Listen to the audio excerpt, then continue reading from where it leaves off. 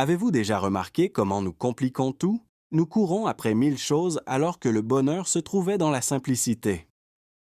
Et si je vous disais que moins, c'est littéralement plus? Nous avons des agendas surchargés, des maisons remplies d'objets, des esprits occupés par des préoccupations infinies, des relations fragmentées par les écrans. Nous croyons qu'une vie réussie est celle qui déborde de conquêtes, de possessions et d'engagement. Cette complexité s'est infiltrée partout.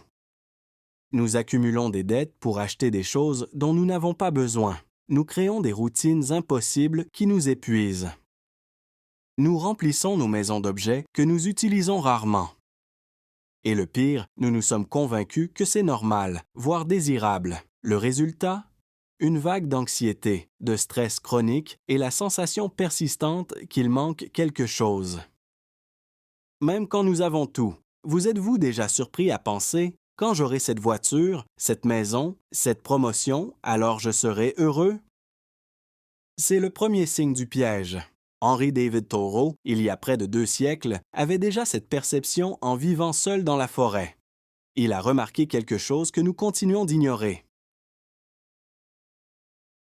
La plupart des luxes et beaucoup de ce qu'on appelle les conforts de la vie ne sont pas seulement dispensables, mais des obstacles à l'élévation de l'humanité.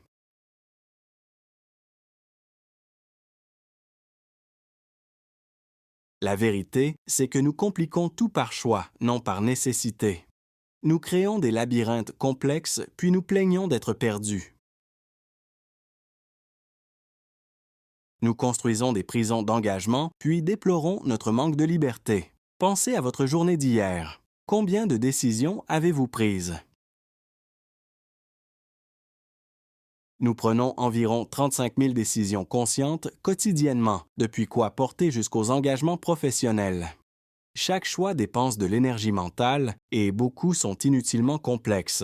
La simplicité n'est pas seulement un style de vie.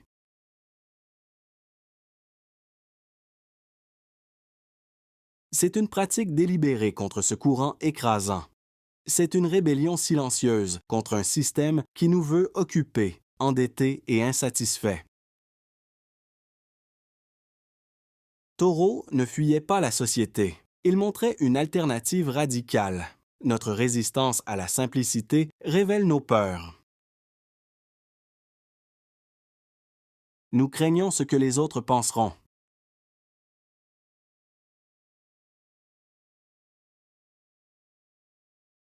Nous craignons de ne pas être suffisants sans nos possessions. Nous craignons le vide qui pourrait surgir si nous arrêtons de nous distraire avec la complexité.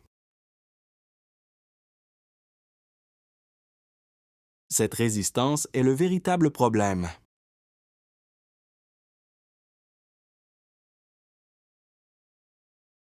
La vie simple est à notre portée, mais nous devons d'abord reconnaître la valeur de ce que nous décidons de retirer, pas seulement de ce que nous ajoutons.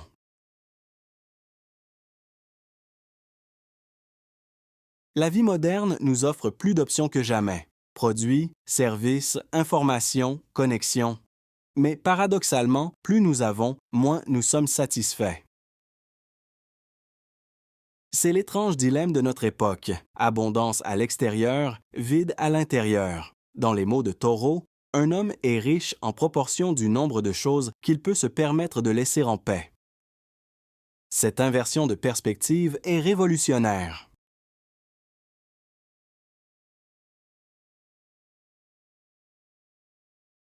La vraie richesse n'est pas dans ce que nous accumulons, mais dans ce que nous choisissons consciemment de ne pas avoir besoin. Nous voyons cela à l'ère numérique. Nous avons un accès instantané à des bibliothèques entières, des milliers d'amis en ligne, un divertissement infini.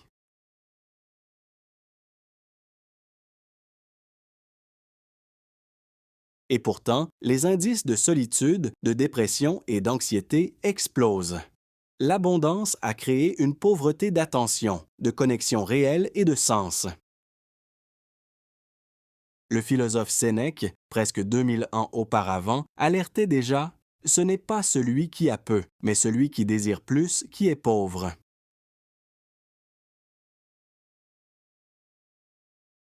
Cette sagesse traverse les temps et reste pertinente.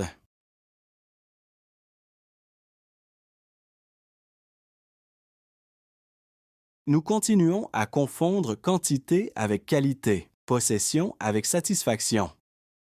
Tentez une simple réflexion. Sur vos 10 derniers achats non essentiels, combien ont apporté une joie durable? Combien d'applications sur votre téléphone améliorent réellement votre vie? Combien de vos possessions vous manqueraient si elles disparaissaient demain?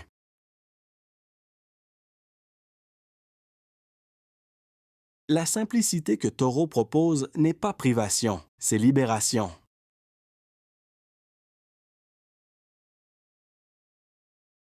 Quand nous simplifions, nous ne perdons pas, nous gagnons en clarté.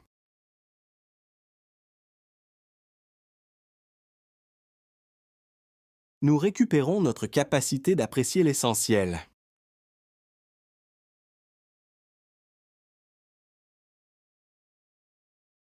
Nous reconquérons notre temps, notre attention et notre paix mentale. Le minimalisme moderne n'est qu'une redécouverte de cette vérité. Quand nous retirons l'excès d'objets, d'engagement ou de préoccupation, nous créons de l'espace pour ce qui compte vraiment.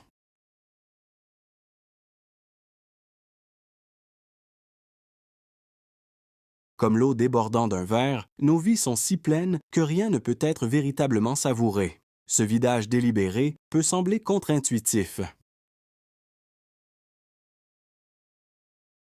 Mais observez vos moments de plus grande satisfaction. Ils impliquent rarement des possessions.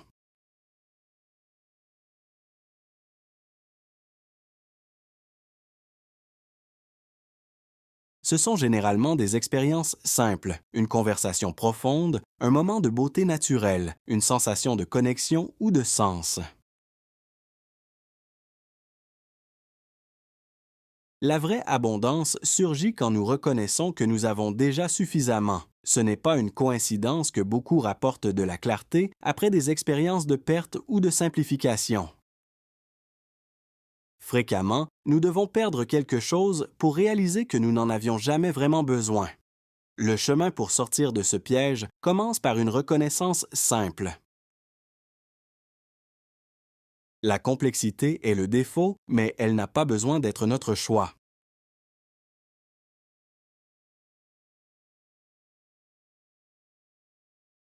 Allons au-delà de la théorie. Comment appliquer cette philosophie de la simplicité? Taureau n'a pas seulement philosophé, il l'a vécu. Pendant 2 ans, il a construit une cabane simple à Walden et mené une expérience radicale de vie simplifiée.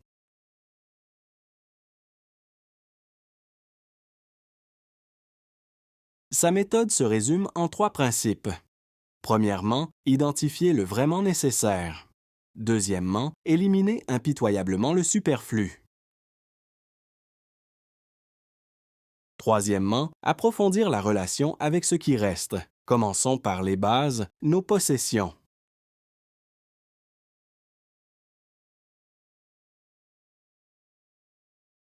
Taureau écrivait: moins j'ai d'argent, moins j'ai de soucis. Moins j'ai à perdre.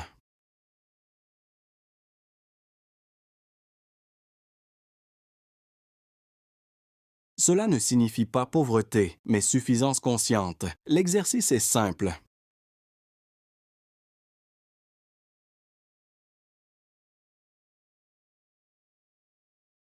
Identifiez les objets qui apportent vraiment de la valeur à votre vie et questionnez tous les autres. Une méthode pratique, sélectionnez une zone de la maison. Une armoire, un tiroir, une étagère et videz tout.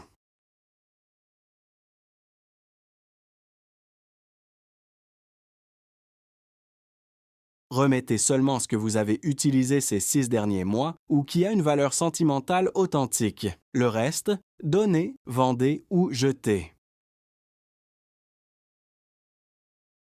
La sensation immédiate de légèreté est surprenante, mais la simplicité va au-delà des objets. Notre temps est également surchargé. Taureau observait: Il ne suffit pas d'être occupé. La question est, par quoi sommes-nous occupés?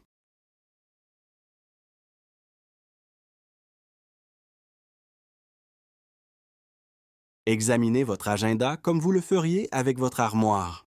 Quels engagements enrichissent réellement votre vie? Lesquels drainent votre énergie sans retour? Pratiquez le non comme une forme d'art. Chaque fois que nous refusons un engagement qui ne résonne pas avec nos valeurs, nous créons de l'espace pour ce qui compte. Ce n'est pas un acte d'égoïsme, mais d'intégrité, honorant la valeur finie de notre temps et de notre énergie.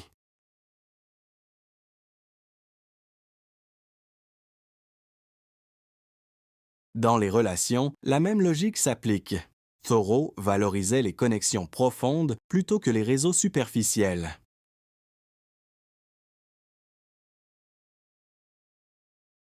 À notre époque d'amis virtuels par milliers, nous pouvons réapprendre à cultiver quelques relations avec une profondeur authentique.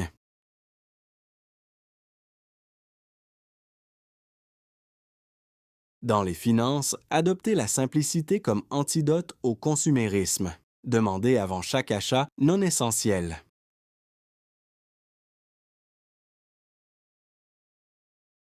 Cet objet apportera-t-il une valeur proportionnelle au temps de vie que j'ai dépensé pour l'obtenir? Souvenez-vous que chaque achat représente des heures de votre vie échangées contre de l'argent. L'aspect peut-être le plus révolutionnaire de la simplicité est mental. Dans un monde de distractions infinies, la capacité de se concentrer est devenue un super-pouvoir. Thoreau cherchait une vie délibérée, une existence consciente, non automatique. Expérimentez des sessions quotidiennes de déconnexion numérique. Commencez avec 30 minutes et augmentez graduellement.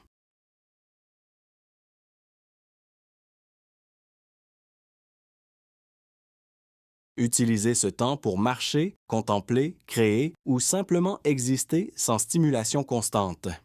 Dans ce vide apparent surgissent des intuitions surprenantes.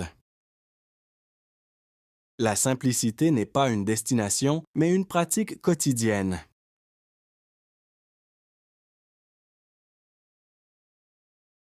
C'est choisir, moment après moment, l'essentiel plutôt que le superflu.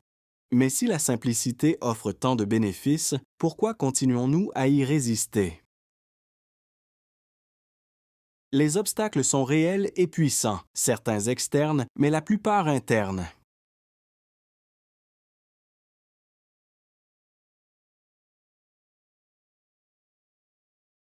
Les reconnaître est la première étape. Le premier obstacle est social, la peur du jugement. Notre culture équivaut simplicité avec échec ou privation. Taureau a affronté cela. La plupart des hommes mènent des vies de désespoir silencieux. Il aperçut que suivre les conventions sociales nous mène fréquemment à des vies que nous ne désirons pas. La pression pour maintenir les apparences est immense. Nous achetons des maisons plus grandes que nécessaire, des voitures plus chères que ce que nous pouvons payer.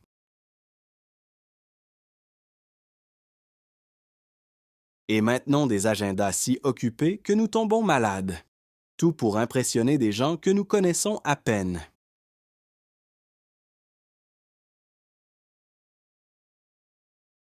Vivre selon nos propres termes est l'antidote.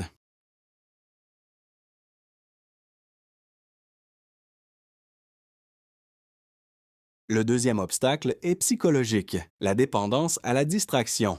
Simplifier signifie affronter le vide, ce moment inconfortable où nous arrêtons de nous distraire et nous nous rencontrons. Beaucoup retournent à la complexité non parce qu'ils la préfèrent, mais parce qu'ils craignent cette rencontre. Comment surmonter cet obstacle? Graduellement. Commencez avec de petites périodes de simplification.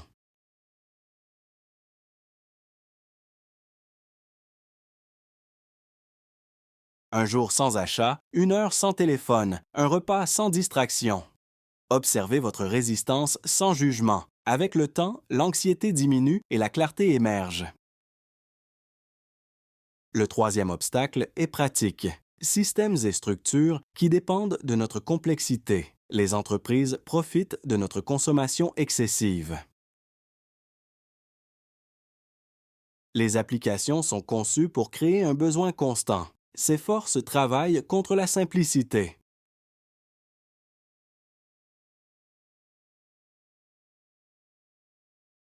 La réponse n'est pas l'isolement comme Toro, bien que temporairement cela puisse être précieux, mais établir des limites claires.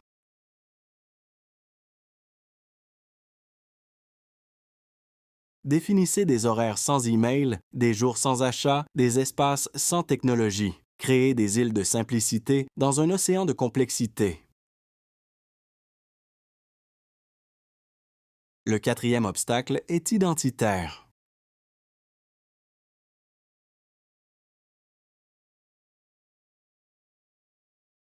Beaucoup d'entre nous ont construit des identités basées sur ce que nous avons, non sur qui nous sommes.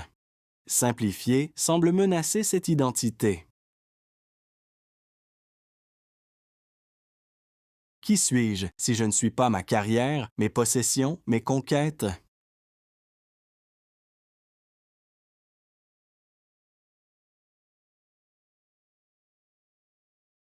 Taureau offre une réponse puissante. Au lieu d'étudier comment vivre mieux, j'essaie d'abord d'apprendre à ne pas vivre si mal.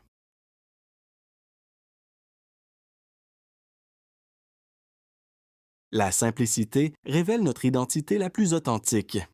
Épicure disait, la richesse ne consiste pas à avoir de grandes possessions, mais à avoir peu de besoins.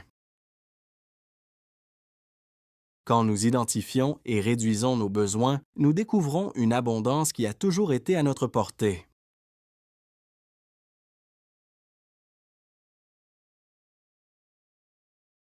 Le paradoxe final est celui-ci. Le chemin vers la simplicité n'est pas toujours simple.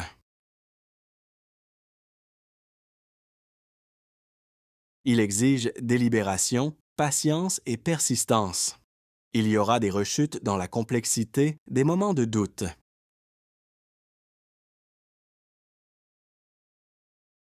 Ne cherchez pas la perfection, mais l'engagement dans la direction. La résistance que nous rencontrons en simplifiant n'est pas un signe que nous sommes sur le mauvais chemin,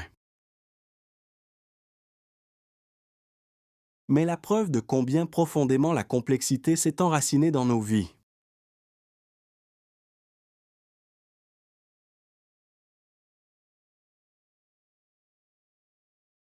Si cela a résonné en vous, laissez un commentaire ci-dessous sur quel a été votre plus grand apprentissage sur la simplicité de vie.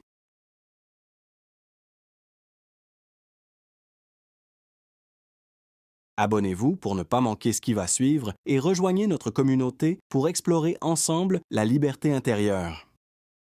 Je vous retrouve dans la prochaine vidéo.